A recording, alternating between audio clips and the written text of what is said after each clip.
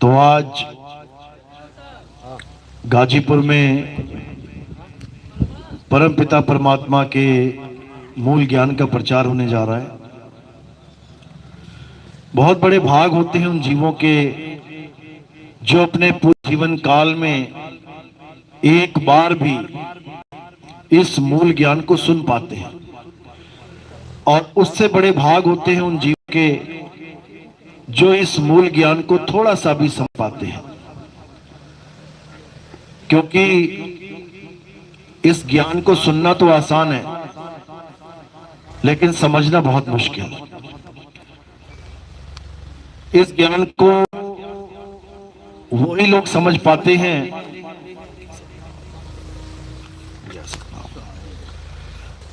जिस पर परम पिता परमात्मा की अपार कृपा होती है, अन्यथा ये ज्ञान किसी के समझ में आने वाला नहीं है। कोई कितना ही होशियार हो, कोई कितना ही ज्ञानी पंडित हो, ये ज्ञान उसको समझ में नहीं आएगा। कारण क्या है?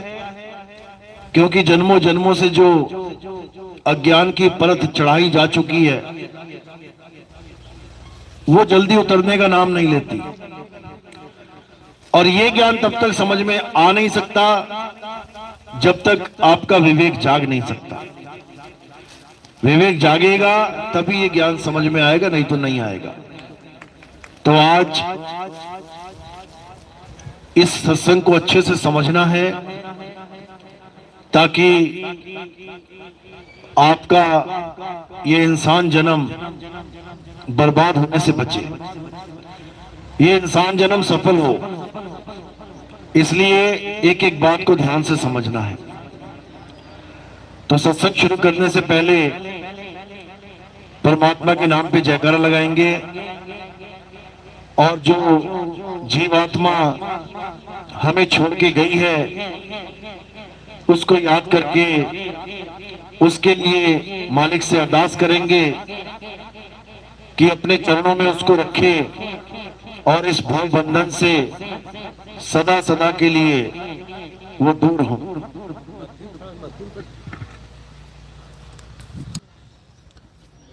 तो मालिक की कृपा होती है,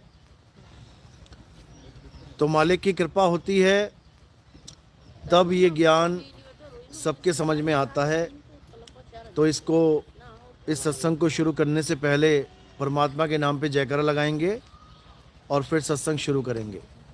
बोलिए परमपिता परमात्मा की, सदगुरु बंदी छोड़ कबीर साहिब की, सदगुरु मदनपति साहिब की, दीवान जवाहरपति साहिब की, सदगुरु राम सेवक साहिब की, सदगुरु वैरागपति साहिब की, कलीनापुर धाम की, सभी संतों की, सभी भक्तों की, आज के आनंद की, इस गांव नगर बस्ती की, सकल हंस को बंदगी, साहेब बंदगी सतनाम।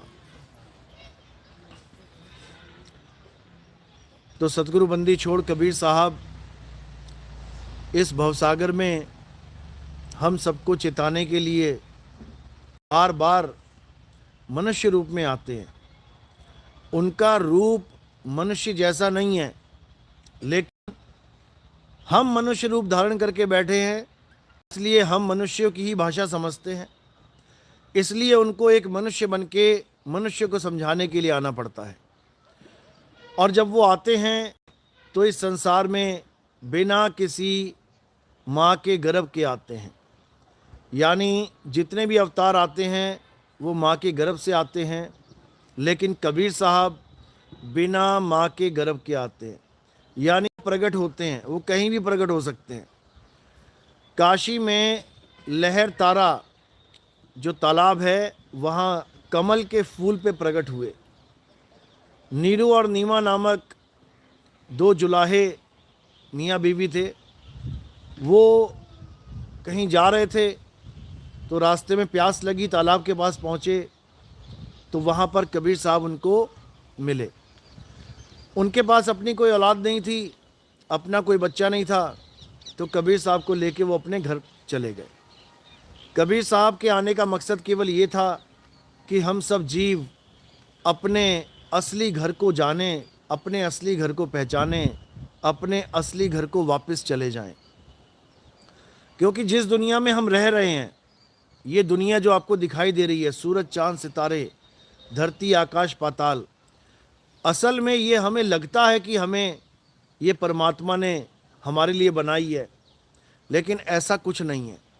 अगर ये दुनिया हमारे लिए बनाई होती तो हमें बार बार ये दुनिया छोड़ के ना जाना पड़ रहा होता। हमारे माँ बाप, दादा दादी, परदादा सब चले गए, हम भी चले जाएंगे, आने वाली पुश्तें भी चली जाएंगी। इस संसार में कोई रह ही नहीं सकता, सबको जाना पड़ेगा। उसके बाद फिर से इसी संसार में वापस भेज दिया जाएगा, अगला जन्म लेके, अगले माँ बाप, अगले भाई बंधु, अगला घर, अगला शहर, अगला गांव। पिछली जितनी भी यादें हैं भूल जाओगे, अगली कहानी शुरू कर लोगे। आज हम लोग जहाँ बैठे हैं, ये हमारा कोई पहला जन्म नहीं है। जन्मों जन्म के माता पिता, जन्मों जन्म के भाई बहन, जन्मों जन्म के कितने ही घर छोड़ के आज हम इसको अपना घर मान बैठे हैं। आज हम इनको अपने माता पिता मान बैठे हैं। आज हम इस देश को अपना देश मान बैठे हैं। लेकिन ये चक्र सदा ही चलता रहेगा। इस चक्र को ख़त्म करने के लिए सतगुरु कबीर साहब इस दुनिया में आते हैं। तो जब माँ बाप यानी नीरू और नीमा जब उनको अपने घर ले जाते हैं तो कबीर साहब एक लीला खेलते हैं। और वो लीला क्या है? एक बालक रूपी लीला। यानी वो पहले बालक बनते हैं, फिर धीरे धीरे धीरे जैसे आम आदमी जवान होता है वो भी जवान होने की लीला करते हैं। फिर एक आम आदमी बूढ़ा होता है, वो भी बूढ़ा होने की लीला करते हैं। ये लीला इसलिए करते हैं ताकि कोई उन्हें पहचान ना पाए कि ये कौन है। ऐसा लगेगा कि हमारे जैसे ही हैं, हम भी जवान हो गए, ये भी जवान हो गया, हम भी बूढ़े हो गए, ये भी बूढ़ा हो गया। यानी 120 साल की लीला कबीर साहब इस संसार में करके गए। लेकिन जब वो 5 साल के थे तभी उन्होंने सत्संग करना शुरू कर दिया था। 5 साल का छोटा सा बच्चा जब सतलोक की बातें करने लग जाए, जब असली घर की बातें करने लग जाए, इस काल की नगरी को कैसे छोड़ना है ये बताने लग जाए, तो सबको हैरानी तो होगी। जब कबीर साहब इस बात को दोहराते थे कि भाई ये देश हमारा देश नहीं है, ये ग्रह हमारा ग्रह नहीं है, ये लोक हमारा लोक नहीं है, हमारा असली घर परमात्मा का घर है। यहाँ तो हमें काल भगवान ने पैदा कर दिया है और पल पल हमारी मौत पता नहीं कैसे लिख दी है उसने। कहाँ कहाँ पे लोग मर रहे हैं। कोई ट्रक के नीचे आके मर जा रहा है, कोई बस के नीचे आके मर जा रहा है, कोई आग लग जाती है मर जा रहा है, कोई पानी में डूब के मर जा रहा है, कोई चलता चलता हार्ट अटैक हो जा रहा है, कोई पेड़ से गिर के मर जा रहा है, कोई बिल्डिंग से गिर के मर जा रहा है। तरह तरह की मौत, तरह तरह की मौत सबके लेखे लिख दी गई है और हमें मौत लिख के छोड़ दिया गया है। जैसे चूहे को जहर खिला के छोड़ दिया जाए। अब पता नहीं कौन सी गली में, कौन से नुक्कड़ में, कौन से घर में जाके वो मरेगा। इसी प्रकार हम सबकी मौत निश्चित है। ये मौत लिखी जा चुकी है और हमें छोड़ दिया गया है कि जा जहाँ जा सकता है। और हम निडर होके, हम बिना किसी घबराहट के सारे काम कर रहे हैं। अगर अभी पता लग जाए कि मेरी किडनी फेल हो गई है, मेरे फेफड़े में कैंसर हो गया है, मेरे गले में कैंसर हो गया, मेरे खून में कैंसर हो गया है, एक भी दिन आपका चैन से नहीं कटेगा। क्यों? क्योंकि आपको मौत 24 घंटे याद रहेगी। लेकिन अब आपको मौत याद नहीं है, इसलिए आपको दुनिया की सुख सुविधाएं दिख रही हैं, आपको बड़े बड़े मकान दिख रहे हैं, आपको ज़मीनें दिख रही हैं, आपको अपने बड़े बड़े बिजनेस दिख रहे हैं। किस लिए? क्योंकि मौत याद नहीं है। जैसे ही मौत याद आ जाएगी उसके बाद हर तरफ से आपका मन खट्टा हो जाएगा। उसके बाद आप कभी मकान दुकान के झगड़ों में नहीं लड़ोगे, कभी आप ज़मीनों के 1-1, 2-2 इंच के लिए जो आज मर रहे हो, कट रहे हो, ये कभी नहीं मरोगे इसके लिए। उसके बाद तुम्हें बस एक ही बात समझ में आएगी कि इस दुनिया को छोड़ के जाना है मेरे भाई। तो ये सब तब होगा जब तुम्हें मौत की याद आ जाएगी। और कबीर साहब 5 साल की उम्र में ही हम सबको मौत याद करवाने के लिए आए थे कि सबकी मौत निश्चित है, इससे पहले कि मौत आ जाए तुम क्या करो, तुम अपने असली घर की टिकट कटवा लो। टिकट कटवा लो का मतलब तुम अपने गुरु से नाम दीक्षा लेके अगले लोक में जाने की तैयारी कर लो। लोक कहना पड़ता है, असल में वो लोक भी नहीं है। जो मालिक का स्थान है, जो मालिक का घर है, वो लोक अलोक से न्यारा है। तो कबीर साहब यही समझाने आए थे कि इससे पहले कि मौत आए मरना सीख लो, इससे पहले कि ये काल तुम्हें ख़त्म करे अमर हो जाओ। अमर कैसे अमर होंगे, यही बताने के लिए कबीर साहब इस संसार में आए। तो 5 साल की उम्र में जब वो सत्संग करने लगे तो लोग उन्हें पूछने लगे कि इतनी बड़ी बड़ी बातें तुझे कहाँ से आईं, कौन है तेरा गुरु, कहाँ से तूने इतना बड़ा ज्ञान लिया। इस बात के आगे कबीर साहब कुछ बोल नहीं पाते थे, क्योंकि उन्होंने कोई गुरु धारण ही नहीं किया। उनको किसी गुरु की जरूरत ही नहीं थी। वो तो खुद जगत की इच्छा के लिए, हमारी इच्छा थी कि हम इनका गुरु पूछें, तो हमारे लिए उन्होंने एक गुरु धारण किया। कौन सा गुरु धारण किया? रामानंद। ये रामानंद कौन थे? ये बनारस में एक ब्राह्मण थे।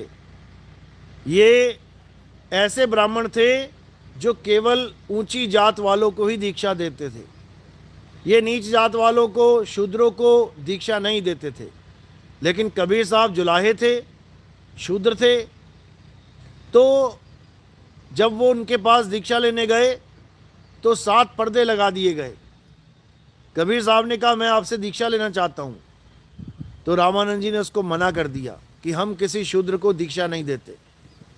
इतना कह के रामानंद जी चले गए। अब कबीर साहब ने एक लीला रची। क्या किया? रामानंद जी तड़के तड़के सुबह 3:30-4 बजे पंच गंगा घाट पे बनारस में स्नान करने जाते थे। तो कबीर साहब ने क्या किया? उसी अंधेरे में वो सीढ़ियों पे लेट गए।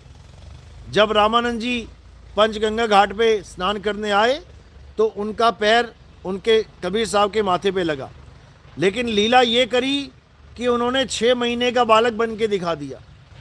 जब 6 महीने के बालक के सिर पे पैर लगा तो गुरुजी ने बालक को गले से लगा लिया, क्योंकि जात तो पूछ नहीं सकते थे 6 महीने के बालक से। तब उनको पूछा, उनको बोला कि रो मत बेटा, राम राम बोल। बस उसी राम राम की दीक्षा कबीर साहब ने ले ली। उनको दीक्षा की जरूरत नहीं थी, उनको कोई राम राम नहीं जपना था, वो बिना राम जपे ही राम थे।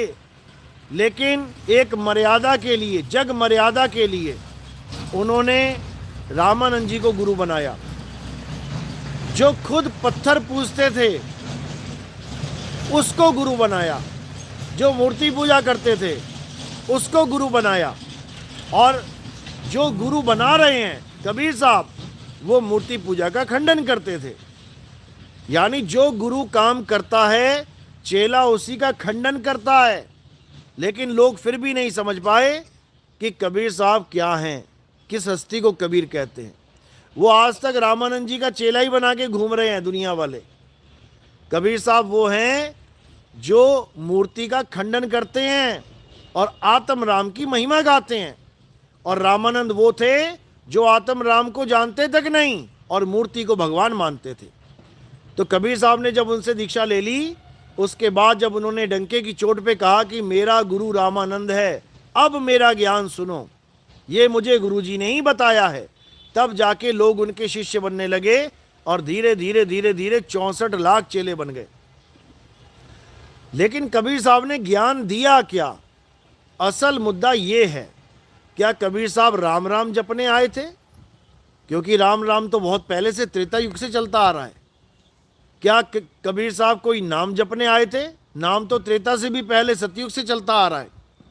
कबीर साहब यहाँ ना तो कोई नाम जपने आए थे और ना ही कोई राम राम जपने आए थे। कबीर साहब यहाँ क्या करने आए थे, इसको अच्छी तरह समझ लेना। कबीर साहब इस दुनिया में जितने भी नाम जपे जाते हैं, चाहे हिंदुओं के नाम राम राम, राधे राधे, ओम नमः शिवाय, ओम नमः भगवते वासुदेवाय, कोई भी नाम हो, चाहे मुसलमानों के नाम अल्लाहु अकबर या खुदा, कोई भी, चाहे कलमा हो ला इलाहा इल्लल्लाह मोहम्मद रसूलुल्लाह, चाहे वो नमाज हो, कोई भी, चाहे वो कोई अन्य धर्म का सिख भाई है तो वाहिगुरु वाहिगुरु जप रहा है, या कोई ईसाई हालेलुया हालेलुया कर रहा है। कबीर साहब हर प्रकार के नाम को छुड़ाने के लिए आए थे। क्यों छुड़ाने के लिए आए थे, कारण क्या है? कबीर साहब कहते हैं, मोको कहाँ ढूंढे रे बंदे, मैं तो तेरे पास में। यानी कबीर साहब उस राम की बात कर रहे हैं, उस अल्लाह की बात कर रहे हैं, उस गॉड, उस खुदा की बात कर रहे हैं, उस वाहिगुरु की बात कर रहे हैं जो आपके पास में है। मोको कहाँ ढूंढे रे बंदे, मैं तो तेरे पास में, यानी वो चीज आपके बिल्कुल पास है। परमात्मा आपके बिल्कुल पास है, बस आपको एहसास नहीं है उसका। अब जब उसके बारे में कोई ज्ञान नहीं है, उसके बारे में कुछ पता नहीं है, तो जो भी परमात्मा का इच्छुक होता है, जो भी परमात्मा से मिलने की इच्छा करता है, वो क्या करता है? वो पास की जगह दूर ढूंढने लग जाता है। बस इतनी सी गलती है। यानी जो चीज़ हमारे पास में है और हमें नहीं पता है, मान के चलो ये कटोरी हमारे पास में है लेकिन ये मेरे पीछे है, अब इसको ढूंढने के लिए जब मुझे पता नहीं है यहाँ पे है, तो मैं क्या करूँगा? मैं आगे की तरफ बढ़ जाऊँगा। यानी वस्तु यहीं रह गई और मैं आगे खोजता चला गया, तो मैं वस्तु के पास हुआ कि और दूर हो गया? बस इतनी सी बात समझनी है। यानी जो चीज़ मेरे पास है उसको ढूंढने के लिए मैं कभी केदारनाथ जा रहा हूँ, कभी मैं अयोध्या जा रहा हूँ, कभी मैं वृंदावन जा रहा हूँ, कभी मैं मक्का मदीना जा रहा हूँ, कभी मैं हेमकुंड साहब जा रहा हूँ, कभी मैं रोम जा रहा हूँ, इटली जा रहा हूँ, कभी मैं चर्च में जा रहा हूँ, कभी मंदिर मस्जिद गुरुद्वारे में जा रहा हूँ। बस गलती इतनी सी है। यानी जो चीज़ मेरे पास है उसे ढूंढने के लिए मैं बढ़ता ही चला जा रहा हूँ, अब वो मिलने वाली नहीं है। वो कब मिलेगी? जब मैं वापस उसी जगह पहुंच जाऊंगा जहां से मैं चला था, क्योंकि कटोरी तो यहीं पड़ी थी, कटोरी तो यहीं थी और मैं घूमता घूमता सड़क तक चला गया। अब कटोरी कहाँ मिलेगी? वापस यहीं आके मिलेगी।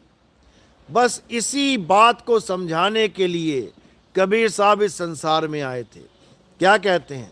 मोको कहाँ ढूंढे रे बंदे, मैं तो तेरे पास में, ना मैं जप में, ना मैं तप में, ना मैं व्रत उपवास में, ना मंदिर में, ना मस्जिद में, ना काबे कैलाश में, खोजी होए तुरंत मिल जाऊं, क्योंकि वस्तु पास में है। अगर खोजी होगा तो खोजने लग जाएगा, पास ही में मिल जाएगी तुरंत। खोजी होए तुरंत मिल जाऊं, एक पल की तलाश में, कहें कबीर सुनो भाई साधो, मैं तो हूं विश्वास में। अब कबीर साहब ने बोला मैं विश्वास में हूं, अंधविश्वास में नहीं। विश्वास और अंधविश्वास में क्या फर्क होता है? अंधविश्वास वो होता है जो बिना किसी परख के किसी पर भी कर लिया जाए, यह अंधविश्वास है। अंधविश्वास में परख नहीं करी जाती, जैसा किसी ने कह दिया बस भेड़ की तरह चल पड़ना है आगे। और विश्वास क्या होता है? जब परखने के बाद कहते ना इस लड़के पे मुझे पूरा विश्वास है। क्यों? मैंने परख लिया इसे 5-7 बार, मैंने ऐसी ऐसी चीज़ें इसको बोली हैं और इसने वैसे ही किया है। मैंने 10 लाख रुपए भी दिया इसे बैंक में जमा कराने के लिए, 10 लाख जमा करा के आया है। ये 2-4-5 हज़ार में गिरने वाला नहीं है, ये पूरा परख लिया मैंने इसको। तो जब हम पूरे परखने के बाद फिर विश्वास करते हैं तो उसे अटल विश्वास कहते हैं, अंधविश्वास नहीं कहते। तो कबीर साहब यही समझा रहे हैं, कह रहे हैं ना मंदिर में ना मस्जिद में कोई गलती से भी ये ना सोचे कि भगवान मंदिर में रहता है। वो तो तुमने बना दिया, मंदिर तुमने बनाया, उससे पहले जमीन सपाट थी बिल्कुल। जैसे मान के चलो ये जमीन सपाट है, यहाँ भगवान रहता है, तुम कभी नहीं मानोगे। लेकिन तुमने 4 दीवारें बना के एक मूर्ति रख ली, अब तुम मान लोगे कि भगवान यहाँ पे है, जबकि भगवान यहाँ पर नहीं है। कौन है यहाँ पे? मूर्ति है, एक इंसान ने बनाई है। भगवान को इंसान बनाएगा क्या? इंसान ने भगवान को बनाया है, भगवान ने इंसान को बनाया? पहले तो यही निर्णय कर लो। लोग उस भगवान को पूजने लग गए हैं जो इंसान बनाता है, ऑर्डर पे बनाता है। तुम बोलो ऑर्डर दो भैया 4 हाथ वाला भगवान चाहिए। हाथ में कुछ पकड़ाना भी है क्या? हाँ, एक में शंख पकड़ा देना, एक में गदा पकड़ा देना, एक में तलवार पकड़ा देना, एक में कमल पकड़ा देना। ऑर्डर पे भगवान बनाए जा रहे हैं, ऑर्डर देके भगवान बनाए जा रहे हैं और उसी को भगवान मान के लोग पूज रहे हैं। यही अंधविश्वास है। कबीर साहब समझा रहे हैं, ना मंदिर में, ना मस्जिद में, ना काबे कैलाश में, ना मैं जप में। अब ये जो जप है, सारी दुनिया जप के पीछे पड़ी है। आज जितने भी गुरु तुम्हें समाज में दिखाई दे रहे हैं, आज जितने भी गुरु तुम्हें टीवी में, मोबाइल में, कहीं पर भी दिखाई दे रहे हैं, क्या कर रहे हैं ये लोग? ये तुम्हें जप दे रहे हैं। जप, जप यानी राम जी की पूजा करना चाहता है, राम नाम जप। कृष्ण जी की पूजा करना चाहता है, कृष्ण कृष्ण जप। राधा जी की पूजा करना चाहता है, राधा राधा जप। शंकर जी की पूजा करना चाहता है, ओम नमः शिवाय जप। अल्लाह की पूजा करना चाहता है, या खुदा जप। वाहिगुरु की पूजा करना चाहता है, वाहिगुरु वाहिगुरु जप। मतलब इस जप ने ऐसा बेड़ा गर्क कर दिया सबका कि क्या बताया जाए। अरे ये 52 अक्षर हैं, ये 52 अक्षर हैं। यानी कौन से? जो हम स्कूल में सीखने जाते थे बचपन में, आ ई उ का खा गा, ये सारे अक्षर। इन अक्षरों से वस्तुओं के नाम रखे जाते हैं। वस्तु प्राप्त नहीं होती।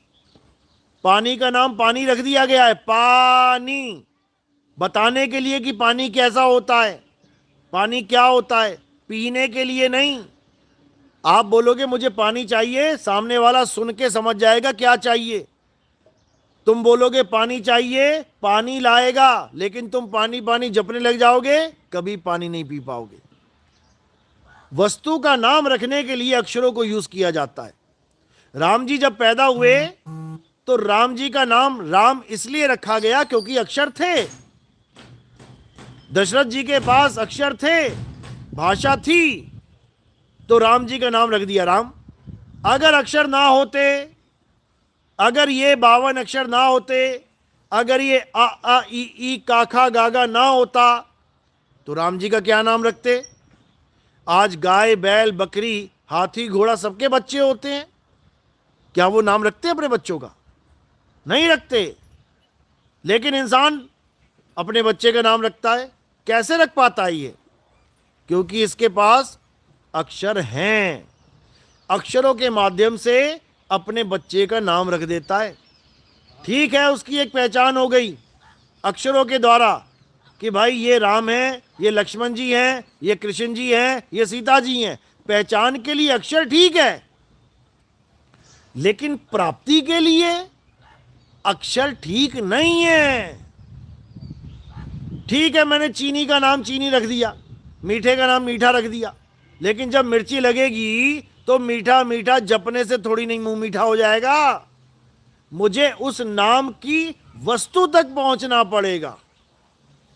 समझो, राम को पाना है तो राम राम जपना नहीं है, राम को ढूंढना है कि राम कहाँ है।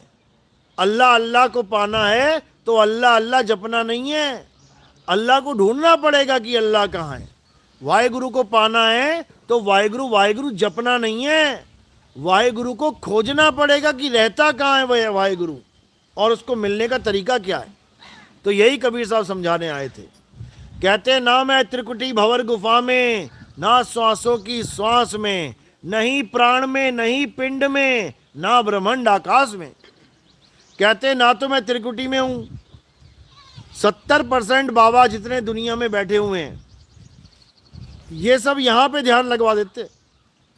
क्या कहते हैं? आंखें बंद कर लो और भोले शंकर की तरह यहां ध्यान लगा लो। अब जब त्रिकुटी में ध्यान लगा लोगे तो क्या होगा? यहां पे तुम्हें प्रकाश दिखाई देने लग जाएगा। यहां पे तुम्हें बहुत ज़्यादा, जैसे करोड़ों सूरज चमक गए ऐसे दिखाई देने लग जाएगा। यहाँ पर तुम्हें बहुत सी शक्लें दिखाई देने लग जाएंगी। कभी गुरुजी की भी शक्ल आ जाएगी। तुम सोचोगे क्या बात है, गुरुजी मिल गए, परमात्मा मिल गया। बिल्कुल नहीं, ये सब माया का जाल है। त्रिकुटी मध्य ध्यान लगाए, कहो कहाँ को जाए, और द्वार न पावे शब्द का फिर भटका खाए। कहते बिल्कुल भी नहीं ध्यान करना। यहाँ पे कोई कहता कि श्वासों का ध्यान करना है, सांसों का जप जाप करना है, नाभि पे ध्यान लगाना है? बिल्कुल नहीं लगाना है। यानी नहीं प्राण में, नहीं पिंड में, इस पूरे शरीर में ध्यान नहीं लगाना है। लोग ये सोच के बैठे हैं कि परमात्मा हमारे शरीर के अंदर रहता है। ये महा अज्ञान है। परमात्मा हमारे शरीर में नहीं रहता। कारण क्या है? क्योंकि परमात्मा कैदी नहीं है, परमात्मा राजा है। और इस शरीर में कौन रहता है?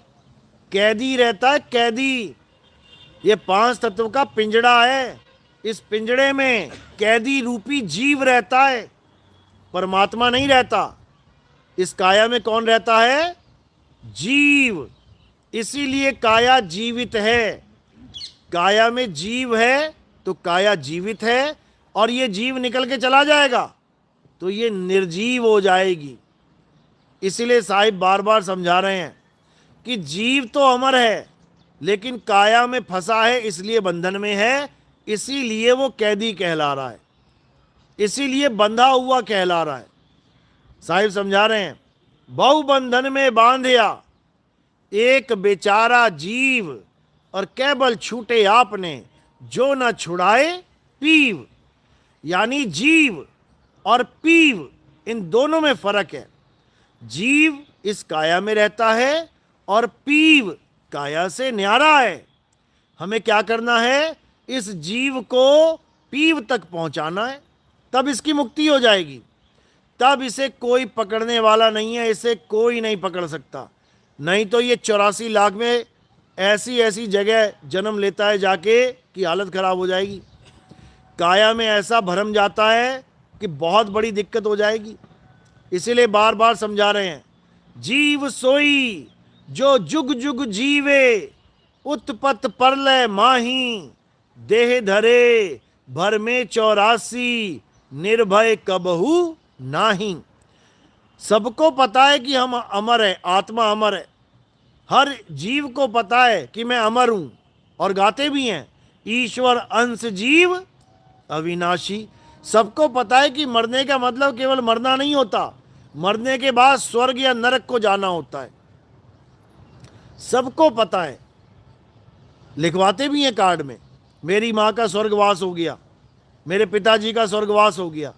यानी अभी तक तो यहाँ पे वास था, अब स्वर्ग में वास हो गया।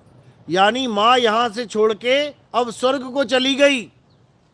तो जब स्वर्ग में गई है तो जीवित ही तो होगी। अरे जीवित होगी तभी तो स्वर्ग में गई है। अब स्वर्ग में जाके खाएगी, पिएगी, मजे करेगी। स्वर्ग बनाया इसीलिए गया है।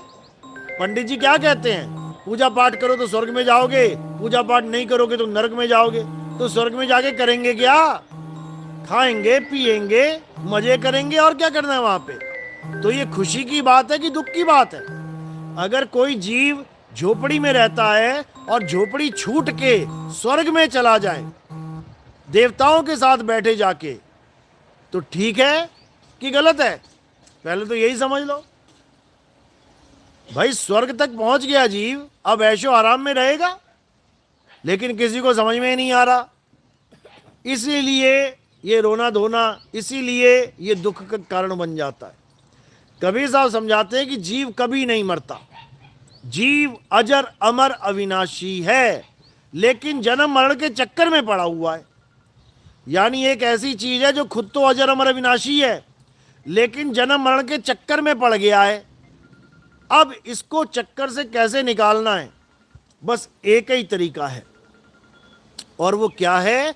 इसे एक ऐसा स्थान मिल जाए जहां पर ये इस काया को छोड़ के पहुंच जाए, बस, और कुछ नहीं करना है। अगर ये स्वर्ग या नरक में पहुंच गया तो इसे वापस आना पड़ेगा।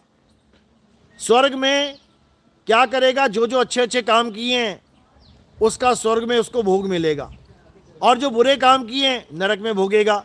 उसके बाद फिर वापस यही दुनिया में आ जाएगा। इसलिए कबीर साहब ने स्वर्ग और नरक दोनों को नकार दिया। कबीर साहब स्वर्ग में और नरक में दोनों जगह जाने को मना करते हैं कि कभी आस मत लगाना कि तुम स्वर्ग में चले जाओ। और दुनिया पागल है कि स्वर्ग जाने के लिए पागल होके बैठी है। कबीर साहब किसी भी लोक में जाने से मना करते हैं। ना सतलोक में जाना है, ना अलख लोक, ना अगम लोक, ना अनामी लोक, ना अकह लोक, कहीं नहीं जाना है। क्योंकि अगर किसी भी लोक में चले गए तो तुम्हें वापस आना पड़ेगा। इसलिए साहिब ने बिल्कुल क्लियर बता दिया। कहते हैं अज्ञानी को स्वर्ग नरक है, हरि जाने को नाही, और जिस भव से सब लोग डरते हैं सो भय हमरे नाही। कहते हैं अज्ञानी हैं वो लोग जो स्वर्ग और नरक में जाने की बातें करते हैं। भूल जाओ स्वर्ग और नरक, और क्या करो, हरि को जानो, परमात्मा को पहचानो। अगर तुम्हें जीते जी परमात्मा मिल गया तो तुम जीते जी मुक्त हो जाओगे। ना तुम्हें स्वर्ग जाना पड़ेगा, ना तुम्हें नरक जाना पड़ेगा, ना तुम्हें अन्य किसी लोक में जाना पड़ेगा, ना गोलोक, ना शिवलोक, ना ब्रह्मलोक, कहीं भी नहीं जाना है। ना पितरलोक, ना भूतों प्रेतों के लोक में कहीं भी नहीं जाना है। तो जाना कहाँ है?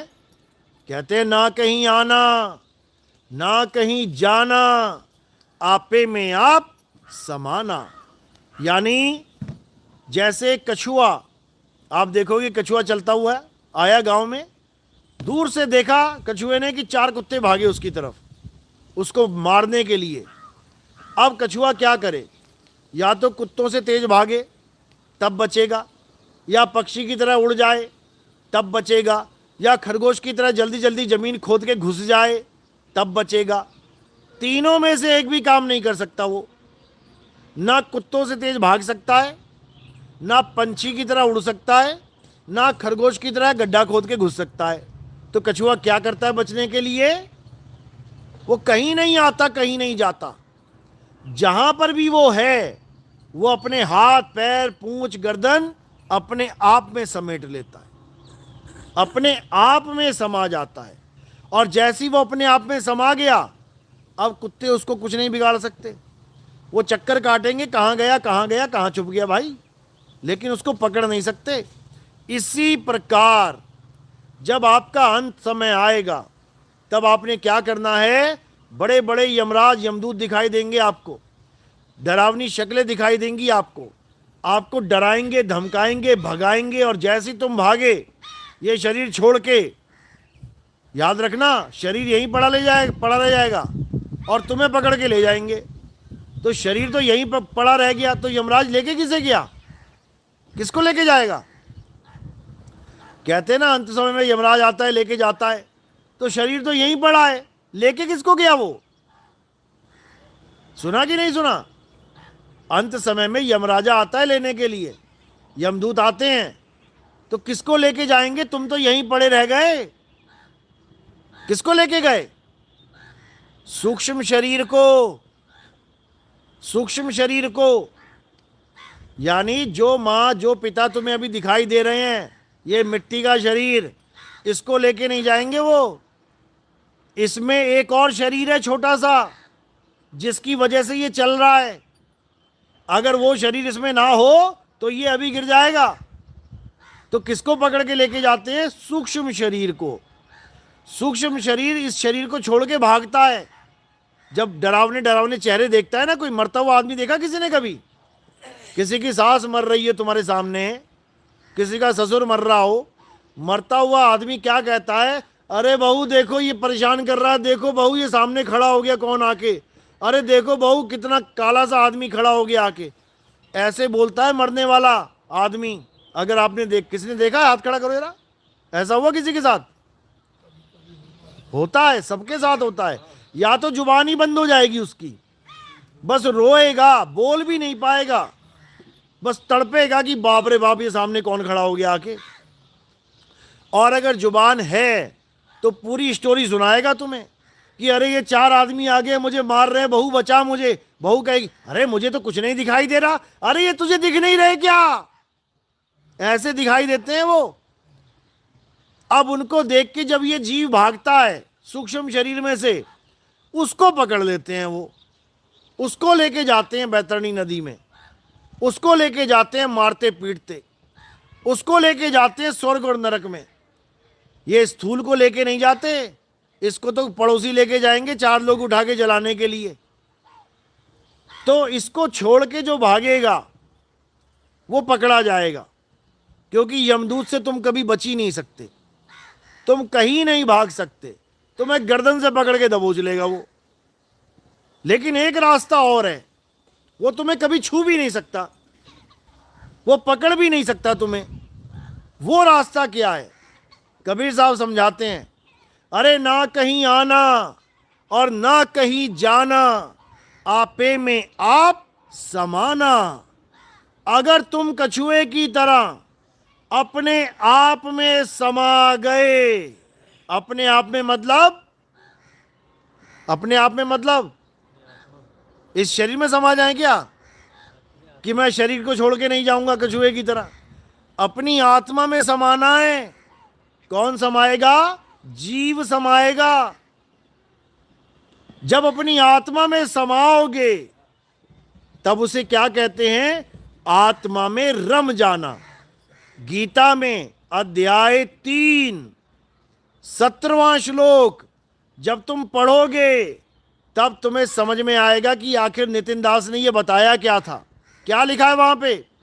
हे अर्जुन, जो अपनी आत्मा में रमण करते हैं, जो अपनी आत्मा में तृप्त हैं, जो अपनी आत्मा में संतुष्ट हैं, उनके लिए कोई धार्मिक कर्म कर्तव्य लागू ही नहीं होता। यह गीता में लिखा हुआ है। क्यों लिखा हुआ है? क्योंकि जितने भी कर्म कांड तुम कर रहे हो, पूजा पाठ हवन यज्ञ तीर्थ मूर्त भुइयां भवानी, कोई नदियों में स्नान कर रहा है, कोई नदियों की परिक्रमा कर रहा है, कोई पहाड़ों पे चढ़ता चला जा रहा है, कोई पहाड़ों की परिक्रमा कर रहा है, ये सब अज्ञान है। इससे किसी का भी कल्याण होने वाला नहीं है। इससे तुम्हें 1,84 योनियों में भ्रमण करना पड़ेगा।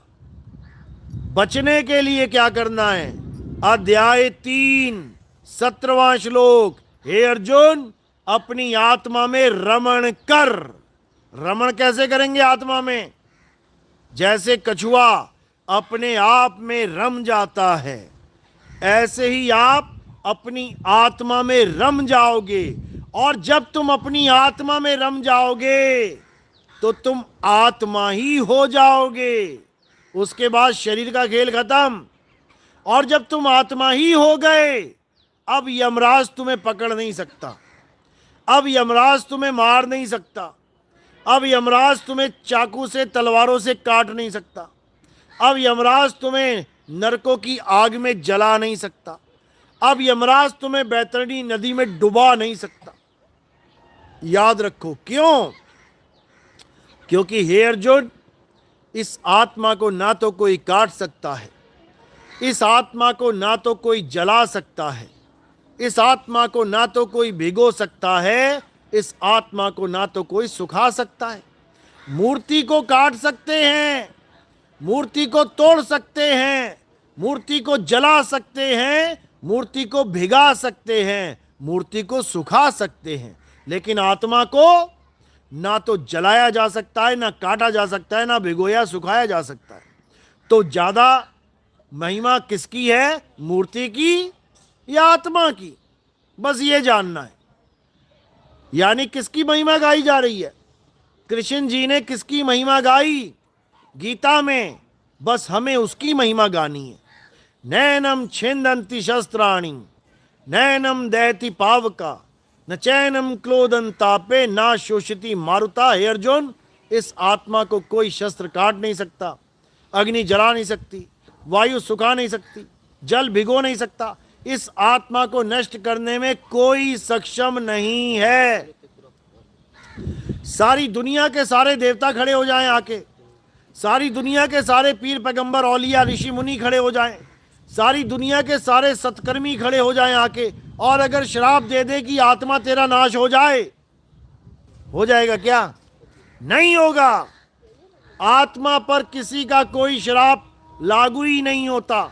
आत्मा को कभी किसी की श्राप लग ही नहीं सकती। देवताओं को लग सकता है, यहां तक कि ब्रह्मा विष्णु महेश जी को श्राप लग सकता है। क्या विष्णु जी को श्राप नहीं लगा था?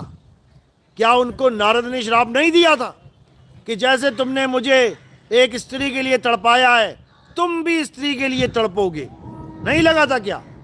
तो भगवान पे श्राप लग सकता है, आत्मा पे श्राप नहीं लगता। उसी राम जी का जन्म लेकर विष्णु जी 14 साल वनवास काटे हैं। सीता को रावण उठा के ले गया, उसके लिए तड़पे हैं, जंगलों में भटके हैं। वही राम को फिर बाली ने श्राप दे दिया कि हे राम, जैसे तूने मुझे छुपके मारा है, धोखे से मारा है, मैं भी तुझे मारूंगा। दोबारा श्राप ले लिया, दोबारा राम जी को श्राप लग गया। अब कृष्ण जी बन के आना पड़ा। जिस बहेलिये को तीर मारा, उसी बहेलिये जिस बाली को तीर मारा, वही बाली बहेलिया बन के कृष्ण जी को तीर मार के गया।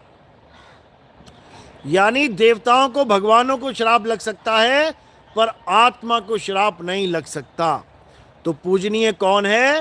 हे अर्जुन, ये आत्मा ही पूजनीय है, ये आत्मा ही सत्य है, ये आत्मा ही परम तत्व है।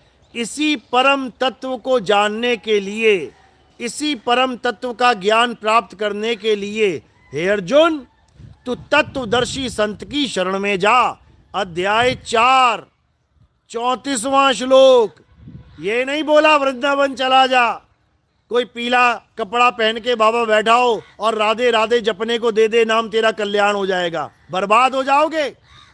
ये नहीं बोला अयोध्या चला जा, वहां जाके किसी गुरुजी से राम राम नाम जप कर ले, कल्याण हो जाएगा, बर्बाद हो जाओगे। ये नहीं बोला मक्का मदीना जाके तू वहां पर कुरान पढ़ ले और नमाज पढ़ ले, तेरी मुक्ति हो जाएगी, ऐसा नहीं बोला। क्या बोला?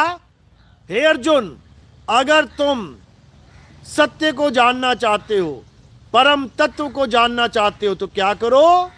ऐसे तत्वदर्शी संत की शरण में जाओ जो तुम्हें दोनों प्रकार के तत्वों का ज्ञान करवा दे। एक प्रकार का तत्व क्या है? असत्य तत्व, यानी जो तत्व पैदा होता है और नाश हो जाता है, जो तत्व बनता और बिगड़ जाता है, जो तत्व सदा एक सा नहीं रहता, उसे नाशवान तत्व, असत्य तत्व कहते हैं, उसे माया कहते हैं। और हे अर्जुन, जो दूसरे प्रकार का तत्व है, उसे परम तत्व कहते हैं, उसे आत्मा कहते हैं, उसे आत्म तत्व कहते हैं। वो तत्वदर्शी संत तुम्हें कोई मंत्र नहीं देगा जपने के लिए कि 5 करोड़ 8 करोड़ 10 करोड़ बार नाम जपो परमात्मा मिल जाएगा, कभी नहीं। वो तत्वदर्शी संत हर प्रकार के नाम को छुड़वा देगा और तुम्हें तत्व का दर्शन करवा देगा, तुम्हें तत्व का ज्ञान करवा देगा, तुम्हें तत्वदर्शी बना देगा। उसके बाद तुम किसी भी असत्य को प्राप्त नहीं कर पाओगे, उसके बाद तुम सत्य को ही धारण करोगे। हे अर्जुन, एक बार सत्य प्राप्त हो जाने पर तुम सदा सदा के लिए असत्य से दूर हो जाओगे। अध्याय 4 35वां श्लोक यही समझा रहा है। लेकिन अज्ञानी जीव इस बात को नहीं समझ पाते और अपना पूरा जीवन राम राम जपने में, राधे राधे जपने में, अल्लाह अल्लाह जपने में, वाहिगुरु वाहिगुरु जपने में, गॉड गॉड हालेलुया जपने में बर्बाद कर लेते हैं, बर्बाद कर लेते हैं। बर्बाद क्यों बोल रहा हूं? ऐसा नहीं है कि उससे कुछ मिलेगा नहीं, उससे भी मिलेगा, लेकिन वो नहीं मिलेगा जो तुम्हें चाहिए। मुक्ति वो नहीं मिलेगी। जैसे पेड़ आम का भी है और पेड़ बबूल का भी है।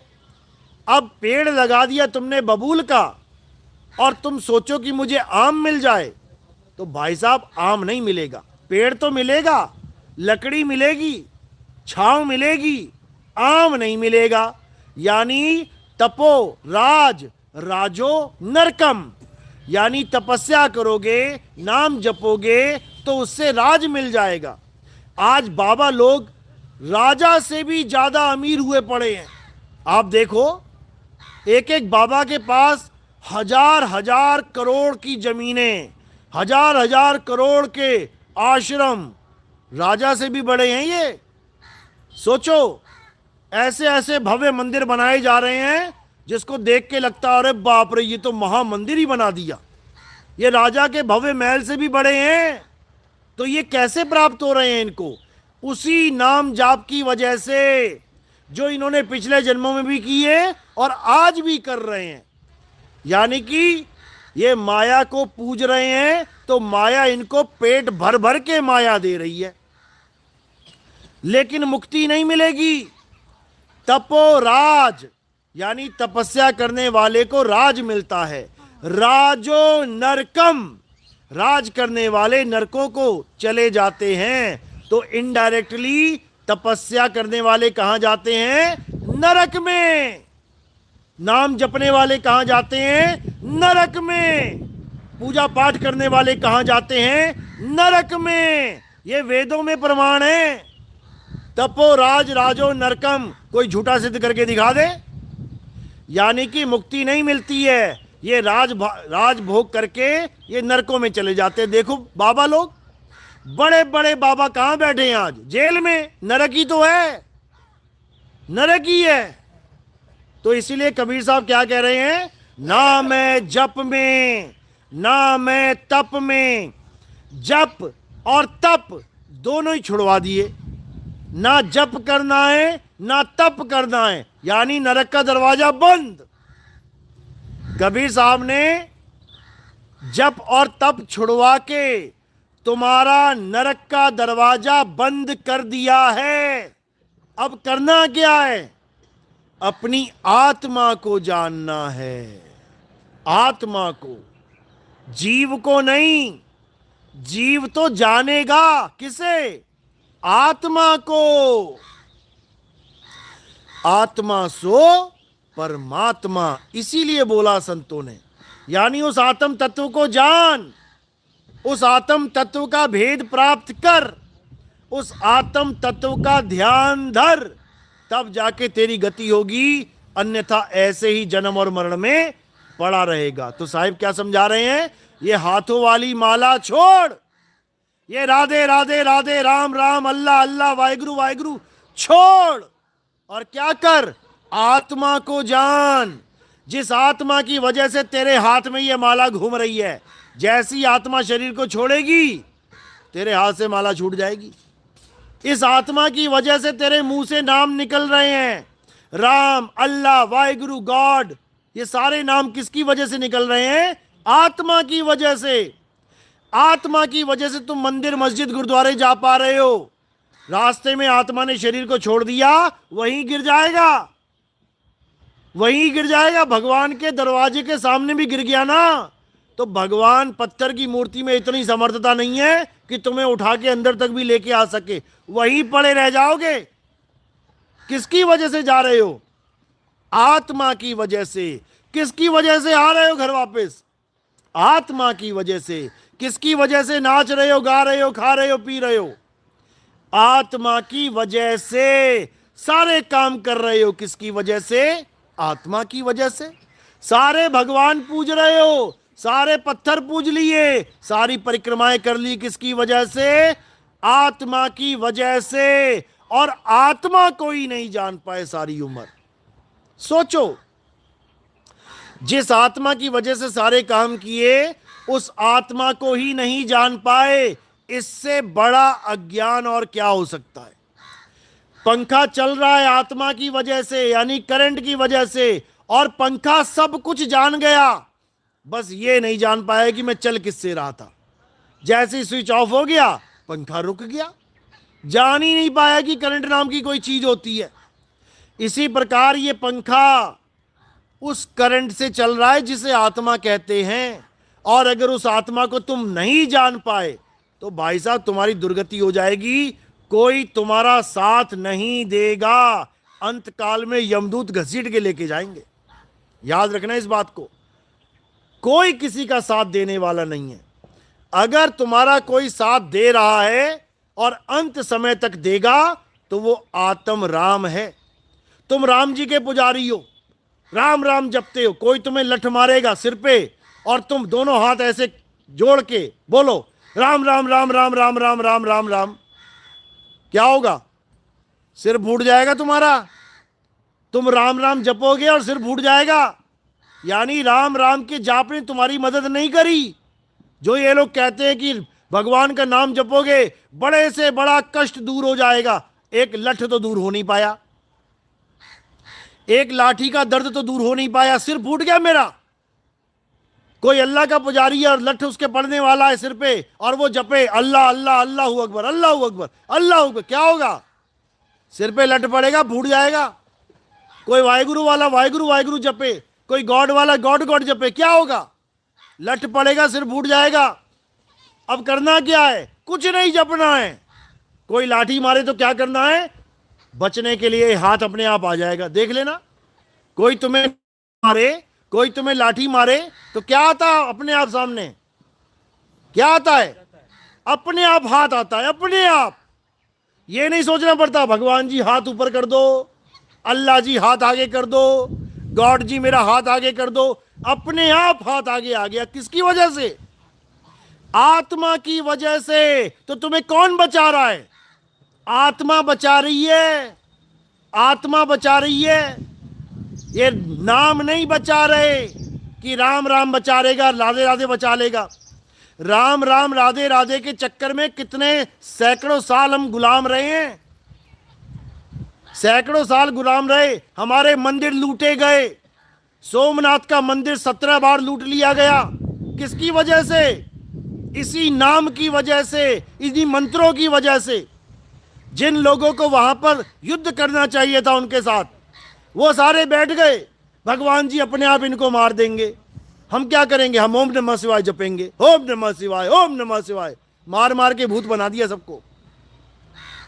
17 बार ये मंदिर लूट लिया गया। हमारा मंदिर था वो, हमारा खजाना लूट लिया गया। इन लोग का नहीं था जो तुम्हें राम राम और राधे राधे देके बैठे हैं। किसी राम राम, किसी राधे राधे से, किसी अल्लाह अकबर से, किसी वाहिगुरु से तुम एक मच्छर तक नहीं मार सकते। तुम्हारे कमरे में 20 मच्छर घुस गए, मच्छरदानी लगानी पड़ेगी। वो छोटी सी मुसीबत नहीं टल रही है तुम्हारी नाम जपने से। और ये कहते हैं बड़े बड़े बड़े बड़े तुम्हारी मुसीबतें टल जाएंगी। एक भी नहीं टलेगा, क्योंकि इन्होंने बेवकूफ़ बनाना है केवल। भगवान राम ने कभी नहीं कहा कि मेरे जाने के बाद तुम मेरा नाम जपो। उन्होंने ये कहा कि मैं दोबारा आऊंगा, कृष्ण बन के आऊंगा। अगर राम राम जपने से सारी मुसीबतें टल जाती तो कृष्ण बन के आना ही नहीं पड़ता। समझो।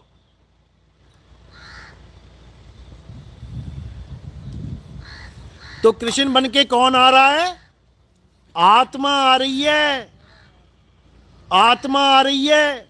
अगर किसी की रक्षा भगवान कर भी रहा है तो आत्मा आ रही है रक्षा करने के लिए। शरीर को धारण करके ये मंत्रों के सहारे छोड़ के नहीं चले गए राम जी हमें कि मेरा नाम जप लेना तुम्हारे सारे कष्ट दूर हो जाएंगे। तो कृष्ण जी को क्यों आना पड़ा? सारे कष्ट राम राम से दूर हो जाते। और जब कृष्ण जी चले गए तब उन्होंने ये नहीं कहा कि मेरा नाम जप लेना और तुम्हारे सारे कष्ट दूर हो जाएंगे। उन्होंने कहा यदा यदा ही धर्मस्य ग्लानिर्भवति भारत अभ्युत्थानम अधर्मस्य तदात्मानम सृजाम्यहम्।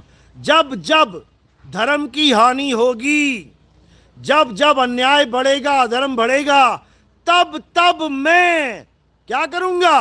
अवतार धारण करके आऊंगा। उन्होंने कब कहा कि मेरा नाम जप? उन्होंने कब कहा कि मेरे नाम के भरोसे बैठ जा? उन्होंने कहा मैं खुद आऊंगा और सारे अन्याय को, सारे अधर्म को खत्म करके जाऊंगा। उन्होंने तो ये कहा था, और इन्होंने क्या कर दिया? उनका नाम पकड़ा के सारी जनता को बेवकूफ बना दिया। ये राधे राधे जपवा के, राम राम जपवा के जनता को अपंग बना दिया कि भगवान के नाम के सहारे बैठ जा, तेरी सारी बीमारियां खत्म हो जाएंगी। अपने फेफड़े ठीक नहीं हो रहे हैं, अपनी किडनियां खराब हुई पड़ी हैं, अपना ब्लड प्रेशर कंट्रोल नहीं हो रहा है, और दूसरों को उस नाम के सहारे डाल के जीवन बर्बाद करने में लग गए हैं। समझो, इनके षड्यंत्र को समझो। इन्होंने अपना जीवन ऐशो आराम में गुजारना है, इसलिए चाहे तुम्हें कुत्ता बनना पड़े, चाहे तुम्हें सूअर बनना पड़े, इससे इनको कोई मतलब नहीं है। इनको तुम्हारे अगले जन्म से मतलब नहीं है। इनके लिए तुम्हारी कोई वैल्यू नहीं है। इनको केवल खुद की सहूलत चाहिए, अरबों खरबों रुपया चाहिए, बड़े बड़े आश्रम चाहिए, बड़ी बड़ी गाड़ियां चाहिए। इनको इससे मतलब नहीं है कि तुम्हारा जन्म सफल हो रहा है कि तुम्हारा जन्म बर्बाद हो रहा है। समझ लो इस बात को अच्छे से। एक भी गुरु ये नहीं कहेगा कि मैं गलत ज्ञान दे रहा हूं, हर गुरु ये कहेगा कि मैं सही ज्ञान दे रहा हूं। ये तुमने परख करनी है कि कौन सा गुरु गलत ज्ञान दे रहा है और कौन सा गुरु सही ज्ञान दे रहा है। एक भी सब्जी वाला मार्केट में जाके देख लेना, सड़ी से सड़ी सब्जी लेके बैठा होगा, लेकिन कभी नहीं कहेगा आओ सड़ी सब्जी ले लो, आओ कीड़े वाला कद्दू ले लो, आओ कीड़े वाली गोभी ले लो। क्या बोलेगा? आ जाओ, ताजा है, हरी है, ताजा है, हरी है। वो ऐसे ही बुलाएगा तुम्हें और तुम जाओगे वहां पे। अगर तुमने बिना परख किए सब्जी ले ली तो भाई साहब कीड़े ही निकालोगे घर बैठ के फिर, समझे? इसलिए कोई गुरु नहीं बोलता कि मैं गलत ज्ञान दे रहा हूं। ये तुमने जानना है, ये तुमने परखना है कि गुरु गलत ज्ञान नहीं। कैसे परखेंगे? वाणी से पहचानिए, साधु चोर की हाट और अंतर की करनी से निकले मुंह की बात। यानी वाणी से पहचानिए। जो संत बाणियां बोल के गए हैं हमारे तुम्हारे लिए, उन बाणियों के आधार पे भक्ति करो। कबीर साहब क्या बोल रहे हैं? भला हुआ मेरी माला टूटी, मैं राम भजन से छूटी, मेरे सिर से टली बला। कह रहे बला है ये, बला है ये, मेरे सिर पे बैठी हुई थी, लेकिन ये बला मेरे सिर से उतर गई। क्यों? अब मैंने राम राम जपना छोड़ के राम को ढूंढना चालू कर दिया। मैंने पानी पानी जपना छोड़ के पानी को ढूंढना चालू कर दिया। अब बताओ प्यास बुझेगी कि नहीं? सारी उम्र यहां बैठ के पानी पानी जपने से प्यास बुझेगी या 10 15 20 मिनट 1 घंटा पानी ढूंढने से प्यास बुझ जाएगी? अगर पानी मिल गया भाई साहब प्यास बुझ जाएगी, अगर नहीं मिला तो यहीं बैठे बैठे जपते जपते मर जाओगे। पानी पानी जपते जपते अरे प्यासा ही मर जाएगा। ऐसे ही राम राम जपते जपते बिना राम के ही मर जाएगा, दुर्गति हो जाएगी तेरी। इसलिए अब क्या करना है? अब राम राम जपना छोड़ना है, अल्लाह अल्लाह जपना छोड़ना है, वाहिगुरु वाहिगुरु जपना छोड़ना है, गॉड गॉड जपना छोड़ना है। और क्या करना है? आत्मदेव को जानना है, आत्मा को पकड़ना है, आत्मा में रमण करना है। और एक बार आत्मा में रमण कर लिया तो तुम्हारा जन्म सफल हो जाएगा भाई। ये गीता का सार बता रहा हूं मैं। गीता का सार ये नहीं है कि राधे राधे और राम राम और हरे कृष्णा करो। इन अज्ञानियों ने ये कर्म करवा के जन्मों जन्म बर्बाद कर दिए लोगों के। समझ लो, साहिब कह रहे हैं जल में मीन प्यासी, मोहे देखत आवे हासी, आत्म ज्ञान बिना नर भटके, कभी काबा कभी काशी। क्या कह रहे हैं? कह रहे जल में मीन प्यासी।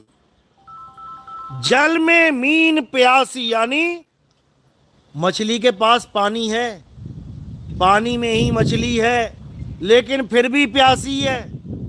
यानी परमात्मा तेरे पास है लेकिन फिर भी तुझसे दूर है। जल में मीन प्यासी, मोहे देखत आवे हासी, आत्म ज्ञान बिना नर भटके। कौन सा ज्ञान? आत्म ज्ञान। अभी आत्म ज्ञान क्या होता है? आत्म ज्ञान का मतलब ये नहीं होता कि राम राम जप ले, अल्लाह अल्लाह वाहिगुरु वाहिगुरु कर ले। आत्म ज्ञान का मतलब ये नहीं होता कि किसी मंदिर मस्जिद में जाके किसी भगवान की पूजा कर ले। आत्म ज्ञान का मतलब ये नहीं होता कि किसी परख पर की किसी कहीं पत्थर की मूर्ति की किसी मंदिर की परिक्रमा कर ले।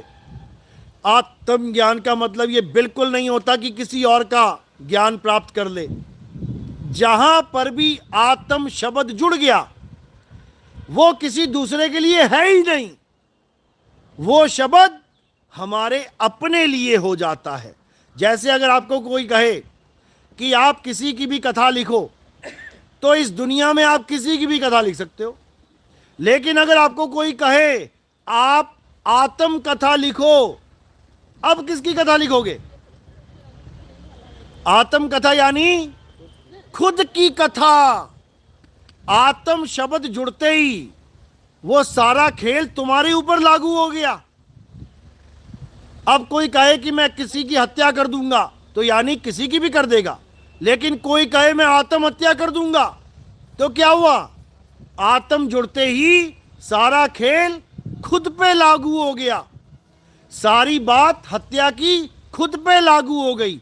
आत्महत्या का मतलब खुद की हत्या करना। एक आदमी बंदूक लेके घूम रहा है, उसको तुमने पूछा, अरे भैया बंदूक लेके क्यों घूम रहे हो? वो बोल रहा है मैं अपनी आत्म रक्षा के लिए घूम रहा हूं। तो किसकी रक्षा के लिए? आत्म रक्षा। आत्म जुड़ते ही रक्षा किसकी हो गई? अपनी। और फौजी किसकी रक्षा के लिए बंदूक लेके खड़ा है? देश की रक्षा के लिए। तो आत्म जुड़ते ही देश गायब हो गया और केवल सारी बात अपने ऊपर लागू हो गई। तुम बंदूक लेके घूम रहे हो देश की रक्षा के लिए नहीं, किसकी रक्षा के लिए? आत्म रक्षा, खुद की रक्षा के लिए। ऐसे ही आत्मनिर्भर, किस पे निर्भर हो जाना? पड़ोसियों पे, खुद पे। आत्मनिर्भर यानी तुम अपने आप पे निर्भर हो जाओ। इसी प्रकार आत्म कल्याण यानी किसका कल्याण करना है? खुद का। इसी प्रकार आत्म ज्ञान, किसका ज्ञान? खुद का। हमें खुद का ज्ञान प्राप्त करना है कि आखिर मैं हूं क्या। मैं ये आदमी या औरत नहीं हूं, मैं ये 5 तत्व की काया नहीं हूं, मैं ये हाड मांस खाल बाल हड्डी ढांचा नहीं हूं। ये तो मैं छोड़ दूंगा। यहां पे कैसे छोड़ूंगा? जैसे माता ने शरीर छोड़ दिया, जैसे पिताजी ने शरीर छोड़ दिया, जैसे मैंने ये कटोरी छोड़ दी, ये छोड़ दी। अब मैं कटोरी थोड़ी नहीं है, मैं कटोरी थोड़ी नहीं हूं। कटोरी तो मैंने छोड़ दी, तो मैं क्या हूं? इसको जानना आत्मज्ञान कहलाता है। यानी आत्मा ने शरीर को छोड़ दिया, शरीर छूट गया। जो छूट गया वो नाश हो जाएगा, जिसने छोड़ा है वो अविनाशी है। उस अविनाशी को जानना आत्मज्ञान होता है। तो साहिब यही समझा रहे हैं, आत्मज्ञान बिना नर भटके, कभी काबा कभी काशी, जल में मीन प्यासी, मोहे देखते आवे हासी। तो अब क्या करना है? अब हर प्रकार के कर्म कांड को त्याग देना है, हर प्रकार की पूजा पाठ को छोड़ देना है, हर प्रकार का मंदिर मस्जिद गुरुद्वारा छोड़ देना है। इसका मतलब ये नहीं कि तुम विरोधी हो गए उसके, इसका मतलब ये नहीं कि तुम पथभ्रष्ट हो गए। आप 10वीं में पढ़े, 12वीं में पढ़े, जब कॉलेज में गए तो 10वीं और 12वीं छूटी की नहीं, 10वीं और 12वीं की क्लास की किताबें छूटी की नहीं, 10वीं 12वीं के टीचर छूटे की नहीं। तो छोड़ने का मतलब ये नहीं कि तुम नीचे गिर गए, छोड़ने का मतलब तुमने नीचे वाले ज्ञान को छोड़ के आगे वाला ज्ञान प्राप्त कर लेना है। यानी जब तुम आत्मज्ञान में आओगे तो नीचे वाला ज्ञान, मंदिर मस्जिद गुरुद्वारे चर्च पूजा पाठ हवन यज्ञ कुरान पुराण गीता बाइबल, ये सब छूट जाएगा, ये सब छूट जाएगा। और क्या प्राप्त कर लोगे? तुम इस दुनिया का सबसे बड़ा ज्ञान प्राप्त कर लोगे, जिसे आत्म ज्ञान कहते हैं। और जैसे ही तुम अपने आप को आत्मा करके जानोगे तो आत्मा सो परमात्मा, यानी तुम्हें वो दर्जा प्राप्त हो जाएगा जो परमपिता परमात्मा को प्राप्त है। इसीलिए बोला गया, कोटि तो ब्रह्मा भय और कोटि भय ईश, साहिब तेरी बंदगी से ये जीव होए जगदीश। यानी ऐसी बंदगी मिल गई, ऐसी भक्ति मिल गई कि मैं परमात्मा में ही समा गया, और जब मैं परमात्मा में समा गया तो मैं क्या हो गया? मैं ही परमात्मा हो गया। ऐसी भक्ति मिलेगी। यानी गंगा नदी गंगा तब तक है जब तक वो समुद्र में समा नहीं जाती, और जैसे ही वो समुद्र में समाएगी वो गंगा नहीं कहलाएगी, वो क्या कहलाएगी? समुंदर ही कहलाएगी। इसी प्रकार ये जीव परमात्मा में समा के परमात्मा ही हो जाता है। बोलिए परमपिता परमात्मा की सदा ही जय हो। साहिब बंदगी सतनाम। मेरी बात किस किस के समझ में आई? हाथ खड़ा करो जरा। बहुत अच्छी बात है, बहुत बढ़िया, बहुत बढ़िया, बात पर आइए। बहुत अच्छी बात है। आत्मज्ञान का तरीका बताएं। अब असली बात पे आइए। अभी तक क्या नकली बात चल रही थी? नहीं, सही बात, सही है, सही है। वहाँ तक आत्मज्ञान का तरीका क्या है समझ लो, क्योंकि जब तक तरीका नहीं पता लगा, कितना ही तुम पढ़ लो, कितना ही लिख लो, कितना ही कर लो, कुछ नहीं होने वाला। जैसे तुमने बोर्ड पे देखा, क्या देखा? आओ तुम्हें डॉक्टर बनाएं। उससे क्या होगा? तुम सारे रोगों का इलाज कर दोगे। मैंने पढ़ लिया, मैंने देख लिया, मैंने जान लिया कि अच्छा ये कॉलेज है, यहां पे जाके मैं डॉक्टर बन जाऊंगा। अब क्या करना है? तरीका क्या है? पहले एडमिशन लेना पड़ता है। फिर पहले एडमिशन ही तो लोगे, या रोड पे देख लिया, आओ डॉक्टर बनाए और बन गए डॉक्टर। पहले एडमिशन लेना पड़ता है। एडमिशन लेने के बाद जो तरीका तुम्हें समझाया जाएगा, क्या करना है क्या नहीं करना है, जब आप इस पे अटल हो जाओगे, क्या करना है और क्या नहीं करना है, यानी निषेध क्या है और कर्तव्य क्या है, यानी अधर्म क्या है और धर्म क्या है, जब दोनों में तुम निपुण हो जाओगे, अधर्म को त्यागने में और धर्म को धारण करने में, तब तुम्हें धीरे धीरे धीरे परमात्मा की कृपा से वो भेद बताया जाएगा जो भेद इस दुनिया में किसी को नहीं पता है, केवल आत्मज्ञानी गुरुओं को पता है। इसके अलावा कोई कितना ही पोथी पढ़ ले, कोई कितने ग्रंथ रट ले, कोई कितने ही कुराने पुराने पढ़ के, बाइबल पढ़ के ज्ञानी बन जाए, उसका ज्ञान कुछ भी नहीं है, कुछ भी। इसलिए साहिब ने कहा, पोथी पढ़ पढ़ जग मुआ, भयो ना पंडित कोय, और एक आखर पीव का, पढ़े सो पंडित होए। फिर तुम्हें एक अक्षर पीव का बताया जाएगा। अक्षर का मतलब होता है अक्षर, अक्षर का मतलब होता है अविनाशी, यानी काया से हटा के, माया से हटा के तुम्हें आत्मा के साथ जोड़ने की विधि बताई जाएगी। कब कब बताई जाएगी? एडमिशन के बाद। इसलिए सबसे पहले क्या करना है, हमारे सत्संग यूट्यूब चैनल पे सुनो, घर बैठे आजकल इतनी फैसिलिटी मिली हुई है। नितिन दास के सत्संग आपने यूट्यूब में लिख देना है, आपको लाइन से सत्संग मिल जाएंगे। बस सुनते जाओ, सुनते जाओ, सुनते जाओ, अपने आप समझ में आने लग जाएगा कि एडमिशन कैसे मिलेगा और धर्म अधर्म क्या है, छोड़ना क्या है, पकड़ना क्या है। जब सारी बातें समझ में आ जाएंगी, तब आप दीक्षा लीजिए। दीक्षा के बाद आपको वो ज्ञान समझाया जाएगा, उसके बाद आपको किसी की जरूरत नहीं पड़ेगी। कोई पूजा नहीं, कोई पाठ नहीं, कोई हवन नहीं, कोई यज्ञ नहीं। अरे पूजा पाठ तो तुम चल फिर के कर सकते हो, तुम्हें लकवा मार गया, तुम बिस्तर पे पड़े हो, अब ना पूजा कर पाओ, ना पाठ कर पाओ, ना यात्रा कर पाओ, फिर तो रह गए बिस्तर पे ही। लेकिन आत्मज्ञान एक ऐसा ज्ञान है जो बिस्तर क्या, पहाड़ क्या, जंगल क्या, नदियां क्या, नाला क्या, तुम जहां खड़े हो आत्मा वहीं है, वहीं पड़े पड़े तुम्हें आत्मा का ज्ञान हो जाएगा। ये ऐसा ज्ञान है, दिया तक जलाने की जरूरत नहीं पड़ेगी कि मैं दिया जलाऊं, समझ लो। एक मंत्र बोलने की जरूरत नहीं पड़ेगी, मैं मंत्र बोलूं। एक हवन करने की जरूरत नहीं पड़ेगी, मैं हवन करूं। हर चीज से दूर हो जाओगे और आत्मा में रम जाओगे। बोलिए परमपिता परमात्मा की सदा ही जय हो।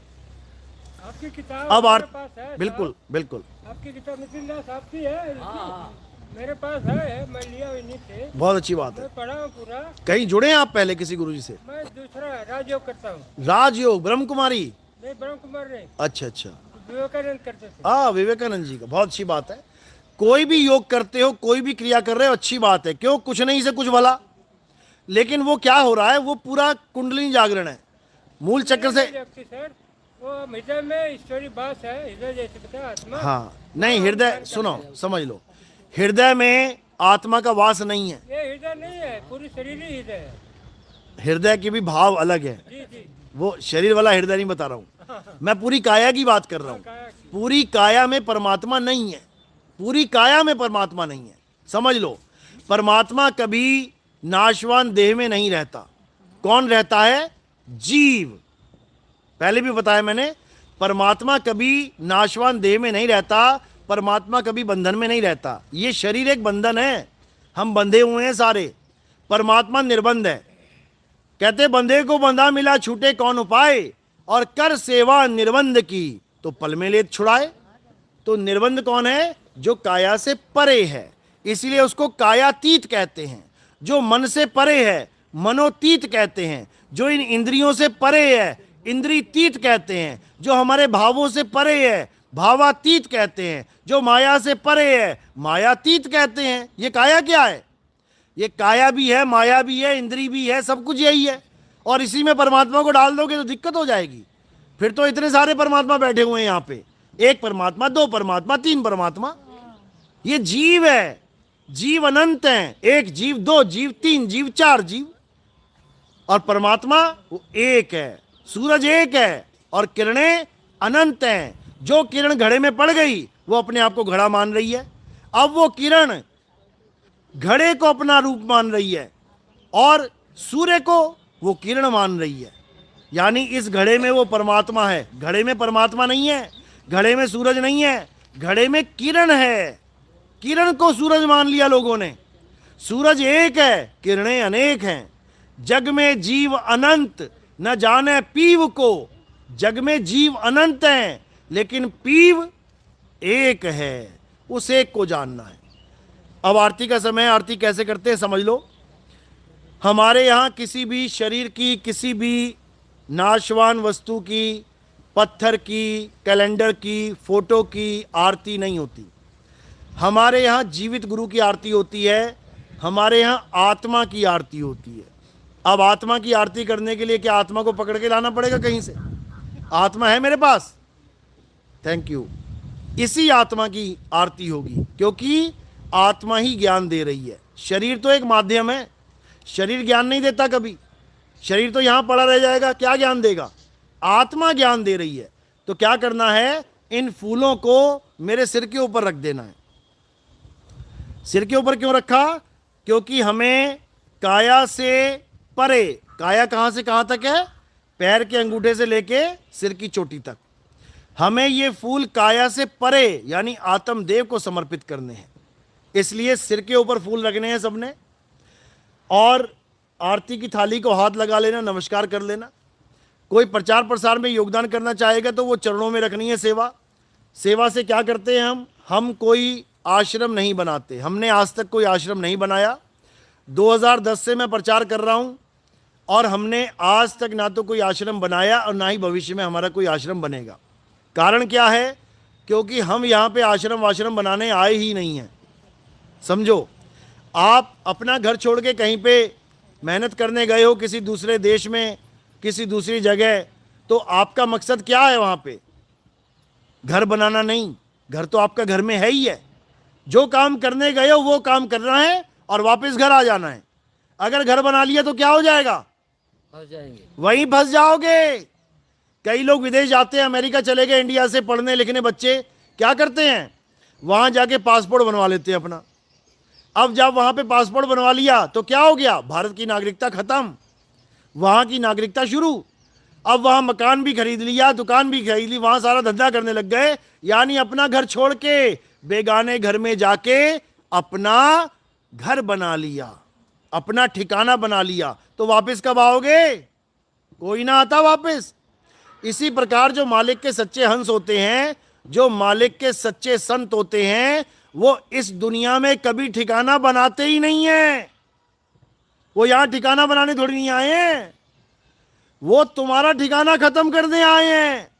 वो ये कहते हैं रहना नहीं देश बेगाना है, ये धरती कागज की पुड़िया बूंद पड़े घुल जाना है, ये संसार झाड़ और झाखड़ उलझ पुलझ मर जाना है।